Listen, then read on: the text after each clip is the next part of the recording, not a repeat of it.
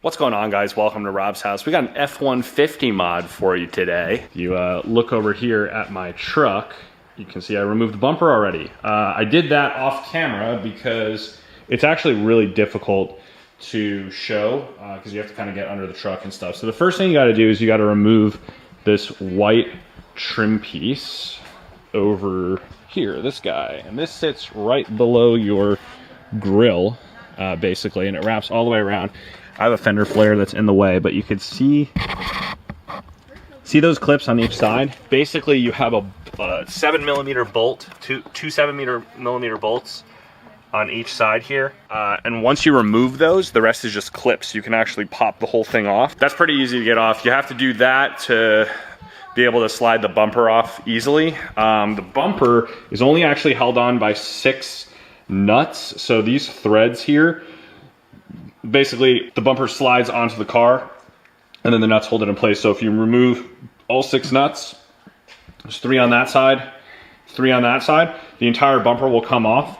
There is one harness you simply unplug and you're free. Now, we're adding adaptive cruise to this truck today, so I actually removed the old harness already. And as you can see, there are a ton of clips all over the harness. So you have to kind of pop those off. We found out that we had to remove, on the inside of the bumper, just underneath the fog light, there are these things. I honestly don't know what they are, but they have a connector that's plugged into them.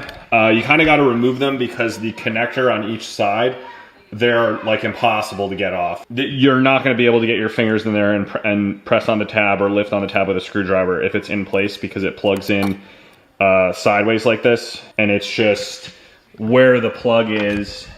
You can kind of see on this thing where the plug is, there's like no room in here. So anyway, I had to remove those. They just have a couple of 13mm bolts and a couple of 7mm bolts. They are also what holds on this bottom piece. So we'll have to kind of line that back up and slide it back into place, put the 7s back in that hold that where it's supposed to be. And yeah, basically fish this new harness through. I got the part number for the harness on the F-150 forums. There's a guy who added adaptive cruise. It was actually from the Lightning forums, but the harnesses are the same. So, you know, I bought the harness and bought the adaptive cruise module. So I'll show you. Here's the module. This is the module that we're gonna install. And I'm doing this all because it's really difficult to see what's going on. So now I am looking over top the front of the bumper now. And the way that this goes in is it slides in like this. It's gonna be underneath, it's gonna be underneath this metal thing. So it's gonna actually slide like under here. And you see there's a plug on the side. That plug is this red guy in this harness. We're gonna have to plug that in on the side as it slides in, and then basically you have, well, I'll go to the back so I can show you where the 3 holes are. You have a hole here, you have a hole here, and you have a hole here. And all you're gonna do is take these bolts. Again, I found this forum post, I will link in the description. You need 3 of these bolts to actually mount it. You need the wiring harness, and then you need obviously the module itself. And then the other thing you need is a steering wheel control swap, because this one has the follow distance on it. So I will have to swap this into my steering wheel after. I'll show you how to do that. And then beyond that, it's just basically enabling stuff in FORScan. So shouldn't be too difficult. I can, like I said, I'm gonna link the post that has all of the FORScan changes that you need to make. Obviously, it's different depending upon which trim level truck you have. So I don't think it's gonna be necessarily a copy and paste, but there is a whole spreadsheet of like all the possible FORScan values. So if you go to the ones that they tell you to modify, just look for your truck and make sure that the options line up correctly with what your truck is equipped with for the values that you're changing. But basically you're just toggling on adaptive cruise to tell the truck hey, we have an adaptive cruise module, we need to have adaptive cruise mode, we need to have the selector, right, for the follow distance, et cetera, et cetera. That's really all there is to it. So I'm going to finish up mounting everything here with the harness and the adaptive cruise module, and I'll show you what it looks like when it's put back together. All right, guys, we got it all reassembled. You can see I don't even know what these things are, but they're plugged back in. This is the fog light on both sides. You can see the new harness connector here, the main harness connector, and then we've got, I left these things on the ground are just plastic trim covers here, but I left that off so you guys can see the adaptive cruise module. And I don't know if you can really see the plug, but the plug is right there. Okay, so that's how it mounts, and you mount it from the back, so you can see screw, screw, and screw. Right. So now we have the adaptive cruise sensor installed. I am going to pop those covers back on, reinstall the bumper. If we go over to the truck, I'll show you what I was describing. Those 3 exposed threads on each side are going to slide right in here. Now, there is some adjustment. It looks like on mine, they were relatively centered. So I'm just gonna try to get it as close to that as I can when I put it back on and tighten everything back up. And then basically just plug the main connector into this guy. There's this big connector, and there is, I don't know if you can see it, but right here, what I'm pointing at, there's a little, I know it's hard to see, but there's a little hole for the clip. So I'll show you what I'm talking about so that the connector doesn't move around. So see how the connector has a little clip on the bottom? That just basically sits down into that thing. So after you plug it in, just make sure you clip it into place so it's not flopping all over the place when you drive. Old harness is out, new harness is in, sensors in. Now we got to reinstall the bumper and we got to do some stuff in FORScan. So I'm gonna go do that, and then I will report back with my oh, and we have to do the steering wheel. Let me put the bumper back on, then we'll do the steering wheel.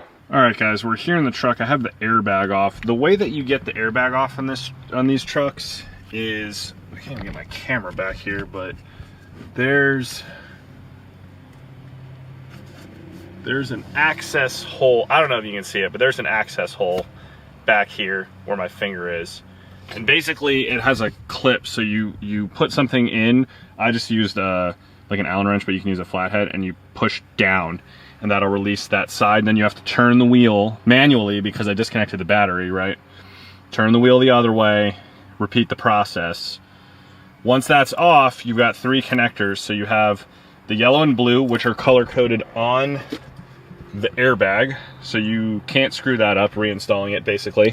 And the orientation is with the Ford logo facing up, they would plug into the back like this, so the plug should almost look like they're upside down basically. The red guy has a little locking tab. You got to use a little flathead to pry up on that to be able to slide it out. Once we have that off, the only thing we really need to do, we don't even need to remove the wheel. We're gonna use a T20 Torx for these 2 Torx screws. There's one there and one there. And then the bezel should pop off. And basically what we wanna do is swap this switch out. So let me get the bezel off and I'll show you what we're working with. Okay guys, we got the bezel off. So yeah, it was just those 2 Torx bolts, and then there's a bunch of clips on the back side of this guy. So you basically just have to gently, I pried from this corner and just kind of gently work it out. We've got 2 connectors, but of course the one that we are concerned about is we're going to be swapping out this switch. So we're going to just unplug it, and I'm gonna unplug both of them so I can free up the bezel. And then it looks like we just have a couple of itty bitty Torx screws in here that are holding these on. So I'll just swap that out and I'll show you what it looks like with the new one installed. All right, guys, we're all done. Put everything back together. So those little Torx screws that hold this on from the back are T8. So I had to run to Home Depot and get precision Torx bit set because I did not have, mine go down to T10, but T8 was too small. So I had to go to the store, but now you can see we have the follow distance button.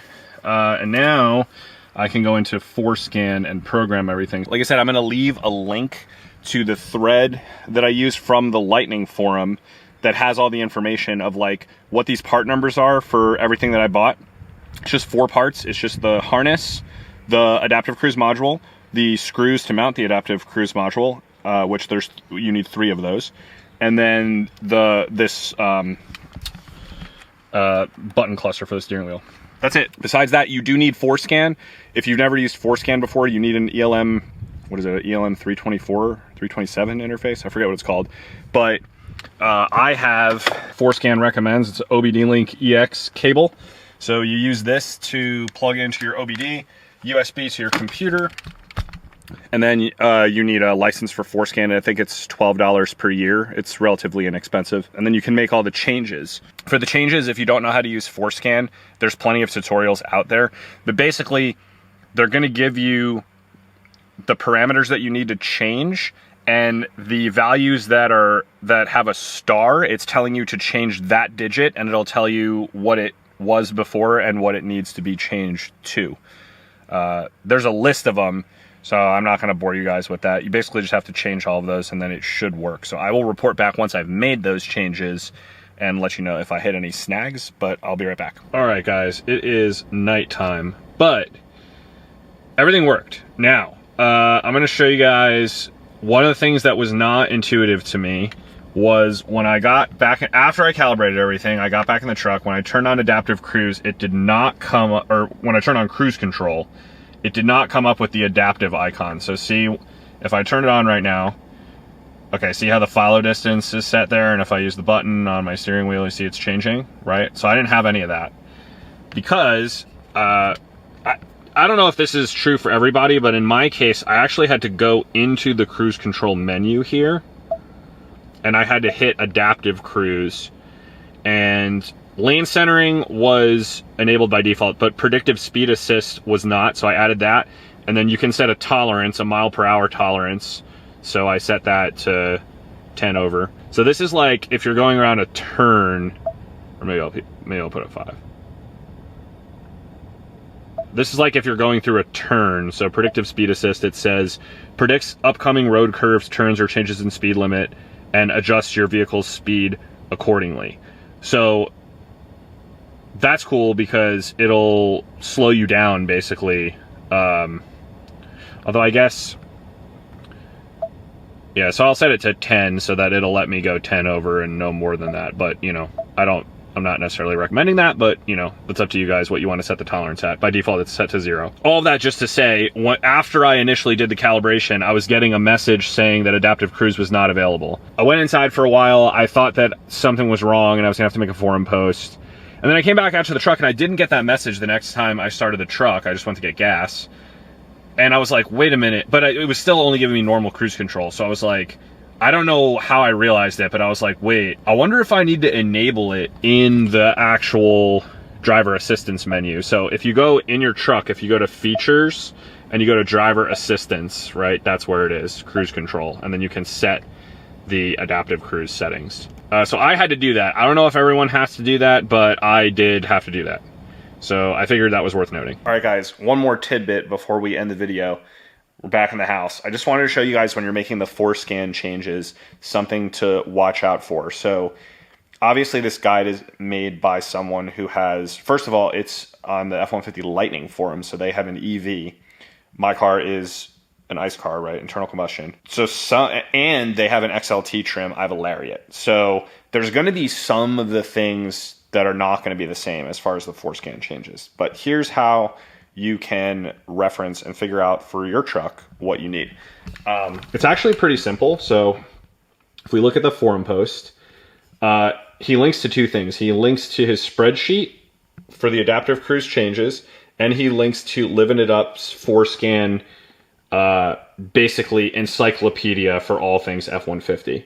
And I'm going to show you how to make sense of this stuff. So first of all, I recorded, just in case anything went wrong, on this additional G column here, the changes that I made. And as you can see, a lot of them match up, right? 0 to 2. Okay, so it goes 0 to 2. If your settings before were the same, you can just make that change by following the guide. That's not a big deal. But When we get down to something like this, for example, the BCM. Now, the BCM on the tutorial here says he went from 384 to 390. Well, mine had just 88 in there. So I was like, interesting. So we can see on the BCM, it's 726-16-01. And we're looking for these middle digits. So the stars are what tells you which ones you want to change for that particular FORScan value, right? Now, in my case, my starting value was not the same. So how did I figure out that I needed to go to 90? Well, if I go to Living It Up's FORScan Encyclopedia here, on the bottom, see this thing that I'm scrolling? This is where all the different modules are. So we're going to go to the body control module, which is the BCM. In my case, I do not have a Lightning. I'm going to go to the BCM for a regular F-150.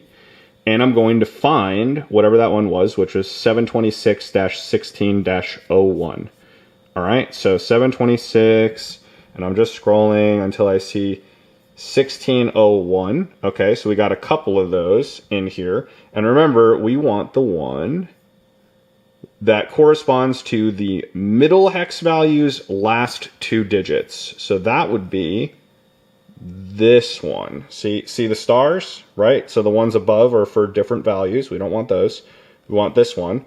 Now, we have a lot of possible values here, and it explains to you what they are. So the person, Brotato, who made this thread, had 384. So he had electric, obviously, because he has an electric motor. And then CC without cruise control, and he's changing it to electric. He changed it to 390, which is electric CC adaptive cruise control stop and go. So basically, we're just enabling adaptive cruise with this particular. That's what I've deduced from reading this. EFC stands for engine fuel capability, so his is electric. In my case, I had 84 in here, so that's EFC gas. CC without cruise control. So I need EFC gas CC with adaptive cruise control stop go, which according to this is 90. So that's how I came up with that, right? That's the procedure that you need to go through. So let me find another one that didn't match. All right, so this one didn't match. So in the IPC, he's got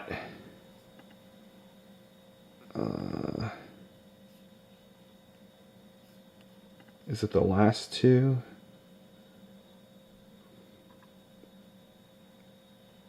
(720.01.02). Okay, so in his guide it says 4 to 8. On his sheet it says to 9. And in my case, I didn't have 4 in there, I had 7. So let's go and look at it in Living It Up's FORScan thing. First, we need to go to IPC. Down at the bottom. Okay, IPC. Now we need to find 720-01-02, and we're looking for the second set of hex values, and we want specifically the first digit. So 720-01-02 is going to be in this section down here. And remember, we're looking at these stars, right? And I know I want this one. All right. So in my case, so in his case, he went from 4 to 8. So 4 is FCW, FCW, FFV no, FF disabled. And he went to 8, which is FCW, FCW plus FDA. So that would be forward driver assist, I think is what that stands for. And then still FFV no and FF disabled because he didn't have either of those. Well, in my case, I had 7. So 7 tells me that I have, I'm not sure what FFV is. I always default to flex fuel vehicle, but this is the instrument panel, so that's got to be something else. And then FF is front fog lights because I have fog lights, right? So if I just copied his and went to 8, my adaptive cruise would work, but my fog lights wouldn't work anymore, and that's not good. So I was like, all right, I know that the change that he made is he went from FCW, FCW to FCW, FCW plus FDA, maintaining these other two options that he had, right? So in my case, because I have FFV and FF enabled, I wanted B, which is FCW, FCW plus FDA. That was the change I wanted to make. And then this is the only one that has FFV yes and FF enabled, which I already had stock, right? So if I did A, it would be FFV yes, whatever that means, and FF disabled, so my front fogs would not work. Or if I did 9, the front fogs would work and FFV would not work, whatever that corresponds to. I'm not entirely sure. So yeah, so that's how I came up with B for mine, right? So this is the procedure that you have to go through. Basically, look at, if your initial value does not match, look at whatever Brotato did, right? Sorry.